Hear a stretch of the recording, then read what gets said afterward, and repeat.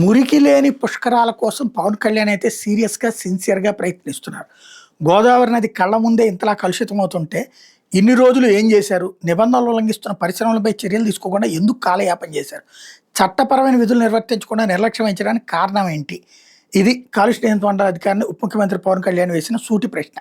ఈ కాలుష్యానికి ప్రధాన కారణమైన ఆంధ్ర పేపర్ మిల్, రాజమహేంద్రవరం నగరపాలక సంస్థలకు తక్షణమే నోటీసులు ఇవ్వాలని ఆదేశించారు. విధుల్లో నిర్లక్ష్యం వ్యవహరించిన రాజమండ్రి ప్రాంత పీసీబీ అధికారుల మీద క్రమశిక్షణ చర్యలు తీసుకోవాలని నిర్దేశించారు. పవన్ కళ్యాణ్ ఆదేశాల మేరకు గోదావరి కాలుష్య తీవ్రతను గుర్తించేందుకు అధికారులు ఇటీవల రాజమండ్రిలోని పలు ప్రాంతాల నుంచి నీటి నమూనాను సేకరించి పరీక్షించారు. ఆ ఫలితాల నివేదికను తాజాగా సమర్పించారు.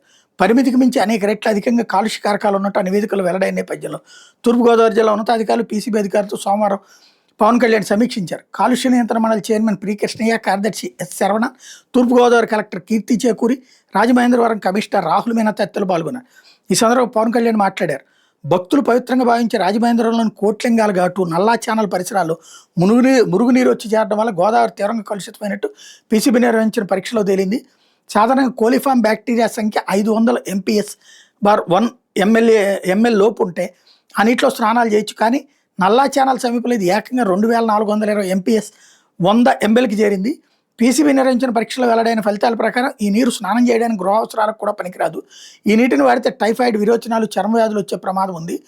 నైట్రేట్లు ఎక్కువగా ఉంటే చిన్నపిల్లలకు ఆక్సిజన్ అంతగా బ్లూ బేబీ సిండ్రోమ్ వ్యాధి వచ్చే ముప్పు ఉంది. ఆంధ్ర పేపర్ మిల్లు, లగూన్ వద్ద సేకరించిన నీటి నమూనాల్లో సల్ఫైడ్, బీఓడి, పాస్పేట్లు పరిమితికి మించి ఉన్నట్టు తేలింది. బయోకెమికల్ ఆక్సిజన్ డిమాండ్ 30 mgl లోపు ఉండాలి, కానీ 36 mgl ఉంది. నీటిలో సల్ఫైడ్ పరిమితి 2 mgl మాత్రమే ఉండాలి, కానీ ఇక్కడ ఏకంగా 4.4 mgl ఉంది. ఇది 70% అధికం. ఈ కాలుష్య తీవ్రత దృష్ట్యా చట్ట ప్రకారం ఫ్యాక్టరీని తక్షణం మూసేయించడానికి, ఉత్పత్తి పూర్తిగా నిలిపేయించడానికి ప్రభుత్వానికి పూర్తి అధికారాలు ఉన్నాయి. అయినా పరిశ్రమల మనుగడ, కార్మికుల ఉపాధి దృష్ట్యా మానవతా దృక్పథంతో మరో అవకాశం ఇస్తున్నాం. తక్షణమే తప్పులు సరిదిద్దుకోవాలి. ఆంధ్ర పేపర్ మిల్ యాజమాన్యం వాళ్ళ వ్యర్థ నీటి శుద్ధి ప్లాంట్ పనితీరుని మెరుగుపరుచుకోవాలి. పరిశ్రమను మూసేసి కార్మికులు రోడ్డును పడేయడం ప్రభుత్వ ఉద్దేశం కాదు. పర్యావరణ నిబంధనలు పాటిస్తూ నదిని కాపాడమే ప్రధాన లక్ష్యం.